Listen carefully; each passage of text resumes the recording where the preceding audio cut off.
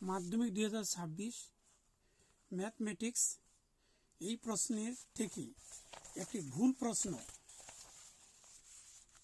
যে প্রশ্নটি নিয়ে আজকের ভিডিওতে আলোচনা করব, যে এই প্রশ্নটি অনেক শিক্ষক শিক্ষিকা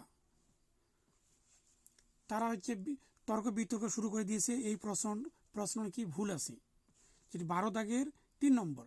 আমি দেখিয়ে দিচ্ছি এই প্রশ্নটি আদৌ ঠিক না ভুল। এখানে আছে এ ও বি দুটি পরস্পর পূরক কোণ হলে প্রমাণ করো যে। তো এখানে লিখতে হবে এ প্লাস বি ইকুয়াল 90 ডিগ্রি, যেহেতু পূরক কোণ। তারপরে লেখা আছে sign A plus cos B A whole square equal 1 plus sign A sign B. এখানে দেখে দিচ্ছি, তাহলে এখানে বি বের করে নিচ্ছি। 90 ডিগ্রি মাইনাস এ, তারপরে হচ্ছে সাইন এ প্লাস সাইন কস বি হোল স্কয়ার।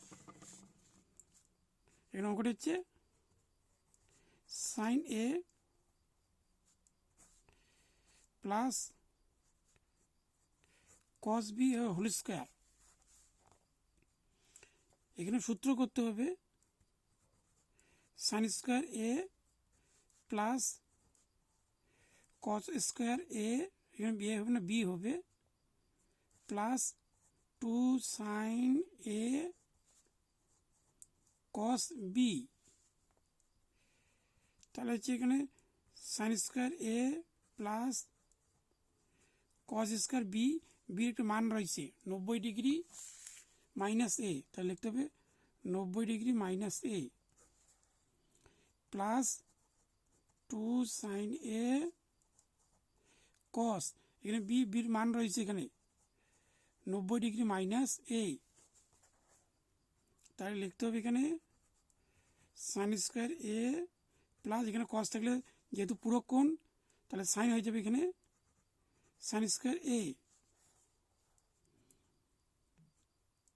তারপরে রয়েছে এখানে 2 সাইন এ, এখানে কস হবে সাইন এ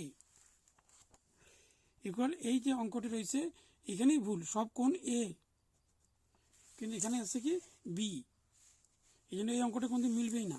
এখানে যদি মিলানো যায় তাহলে হবে 2 সাইন এ সাইন স্কয়ার এ, তাহলে প্লাস এখানে 2 সাইন স্কয়ার এ, এরকম থাকবে এখানে।